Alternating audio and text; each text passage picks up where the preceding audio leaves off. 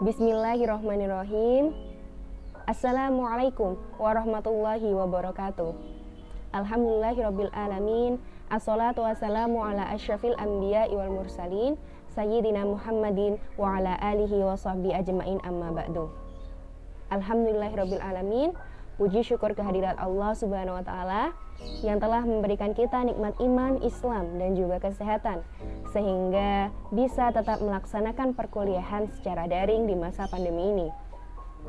Tak lupa, sholawat serta salam tetap tercurahkan kepada junjungan kita Nabi besar Muhammad SAW yang telah menyebarkan Islam ke seluruh penjuru alam.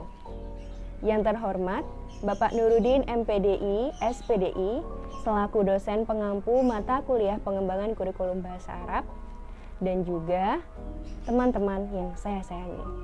Semoga Allah senantiasa memberikan kita kesehatan dan juga keistiqomahan dalam memeluk agama Islam. Alhamdulillahirabbil alamin. Pada kesempatan kali ini, kelompok 4 akan menyampaikan materi tentang komponen pengembangan kurikulum dan juga macam-macam model pengembangan kurikulum menurut beberapa ahli. Seperti yang kita ketahui, kurikulum adalah instrumen yang paling penting dalam pendidikan, karena dengan kurikulum kita dapat mencapai tujuan dari pendidikan itu sendiri. Dan seperti yang kita ketahui saat ini, perkembangan zaman tidak bisa dinafikan dari beberapa aspek yang mendukung. Oleh karena itu, seiring berjalannya waktu dan berkembangnya zaman, kurikulum juga akan ikut berkembang. Dan salah satu cara untuk mengembangkan kurikulum adalah dengan pendekatan kepada para tokoh sebelumnya dan juga para ahli yang telah menyampaikan atau merumuskan model pengembangan kurikulum. Dan kurikulum ini sendiri bisa disebut juga sebagai jalan terang dari pendidikan, karena adanya interaksi dari guru dan juga peserta didik, di mana dengan tujuan untuk mengembangkan pengetahuan, sikap, sifat, dan juga karakteristik untuk mencapai sebuah tujuan yang diinginkan. Oleh karena itu, kita sebagai calon pendidik harus mengetahui dan juga mendalami tentang kurikulum ini. Yang pertama, materi tentang komponen-komponen dari pengembangan kurikulum akan disampaikan oleh Aulifia Putri Nabila. Kepadanya saya persilahkan. Baik, di sini saya akan menyampaikan tentang komponen kurikulum. Komponen kurikulum dibagi menjadi 3, yaitu komponen tujuan, komponen isi atau materi, komponen media atau sarana prasarana. Yang pertama yaitu komponen tujuan. Komponen tujuan merupakan salah satu program kurikulum yang dimaksudkan untuk mencapai tujuan pendidikan.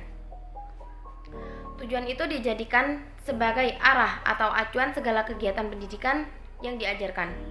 Nah, berhasil atau tidaknya program pengajaran di sekolah dapat diukur dari seberapa jauh dan banyaknya pencapaian tujuan-tujuan tersebut. Yang kedua yaitu komponen isi atau materi. Isi program kurikulum adalah segala sesuatu yang diberikan kepada anak didik dalam kegiatan belajar mengajar dalam rangka mencapai tujuan tersebut. Isi kurikulum tersebut meliputi jenis-jenis bidang studi yang diajarkan, program masing-masing bidang studi yang diajarkan. Nah, bidang-bidang studi tersebut disesuaikan dengan jenis, jenjang maupun jalur pendidikan. Nah, yang ketiga, komponen media atau sarana prasarana. Komponen media atau sarana prasarana merupakan sarana perantara pengajaran. Media merupakan perantara penjabaran isi kurikulum. Nah, oleh karena itu isi pemanfaatan dan pemakaian media dalam pengajaran secara tepat terhadap pokok pembahasan yang disajikan dalam peserta didik untuk memudahkan peserta didik dalam menanggapi materi tersebut. Mungkin itu saja. Terima kasih. Terima kasih kepada Aulifia Putri Nabila yang telah menyampaikan materi komponen-komponen pengembangan kurikulum. Materi selanjutnya akan disampaikan oleh Ica Biadillah. Kepada Ica Biadillah saya persilahkan. Selanjutnya, model-model pengembangan kurikulum. Yang dimaksud dengan model-model pengembangan kurikulum adalah model yang digunakan untuk mengembangkan kurikulum, di mana pengembangan kurikulum dibutuhkan untuk memperbaiki atau menyempurnakan kurikulum yang dibuat untuk dikembangkan sendiri baik dari pemerintah pusat, pemerintah daerah, atau sekolah. Model kurikulum menurut beberapa para ahli: pertama, Ralph Tyler, 2, Hilda Taba, 3, D.K. Wheeler, 4, Bisham. Terima kasih kepada Ica Biadillah yang telah menyampaikan model pengembangan dari kurikulum. Selanjutnya, pemaparan dari model-model pengembangan kurikulum menurut para ahli akan disampaikan oleh Ali Wafa. Kepadanya saya persilahkan. Oke, di sini saya akan mengilustrasikan mengenai model pengembangan kurikulum menurut beberapa ahli. Yang pertama, menurut Ralph Tyler, ada beberapa tahapan-tahapan menurut Ralph Tyler dalam mengembangkan kurikulum. Yang pertama yaitu objektivitas, artinya menentukan tujuan pendidikan yang diharapkan. Dan yang kedua, selective learning experience, menentukan pengalaman belajar yang akan diperoleh guna mencapai tujuan yang dimaksud. Sedangkan yang ketiga, enhancing learning experience, mengorganisasi pengalaman belajar yang akan diberikan.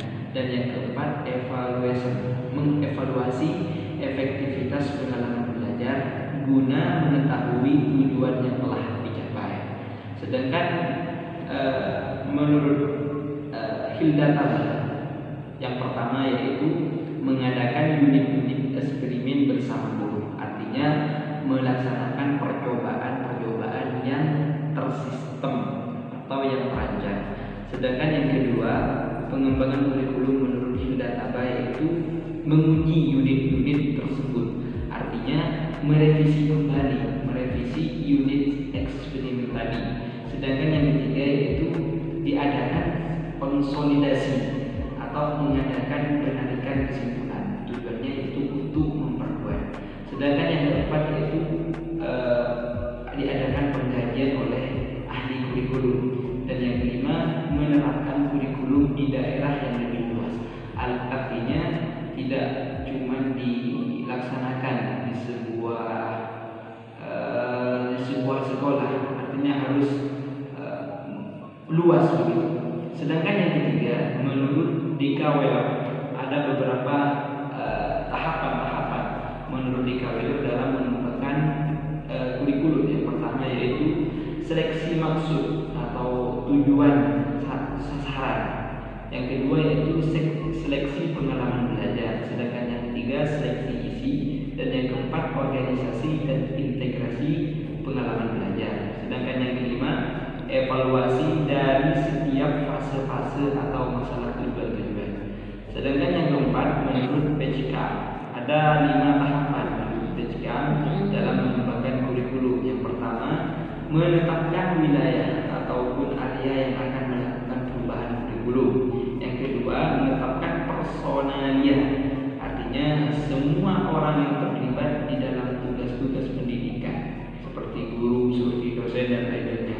Sedangkan yang ketiga itu menetapkan organisasi dan prosedur yang akan ditempuh. Dan yang keempat, implementasi kurikulum. Sedangkan yang kelima, melaksanakan evaluasi kurikulum. Mungkin itu dari saya. Terima kasih kepada Ali Wafa yang telah menyampaikan pemaparan tentang macam-macam model pengembangan kurikulum menurut para ahli. Dari sini dapat kita simpulkan, karena instrumen paling penting dalam pendidikan adalah kurikulum, kita dapat mengembangkannya dengan melakukan beberapa pendekatan. Salah satu pendekatan yang bisa kita lakukan yaitu dengan mendalami beberapa model yang sudah diberikan oleh para ahli sebelumnya. Dan dengan pengembangan kurikulum ini, diharapkan akan menghasilkan output peserta didik yang lebih baik ke depannya untuk memajukan negara ini. Mungkin itu saja yang dapat disampaikan oleh kelompok kami. Selebihnya, mohon maaf jika ada kekurangan dan juga kesalahan, karena kebaikan hanya dari Allah dan kesalahan hanya dari manusia. Wallahu a'lam bishawab. Wassalamualaikum warahmatullahi wabarakatuh.